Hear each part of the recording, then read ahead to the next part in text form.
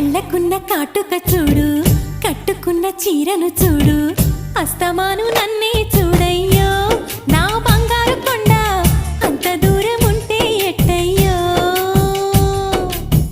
చెవులకున్న దుద్దులు చూసా, ముక్కుకున్న ముక్కెర చూసా, చూడమన్నవన్నీ చూశానే, నా పువ్వుల దండ చూపకుండా ఎన్నో దాచావే.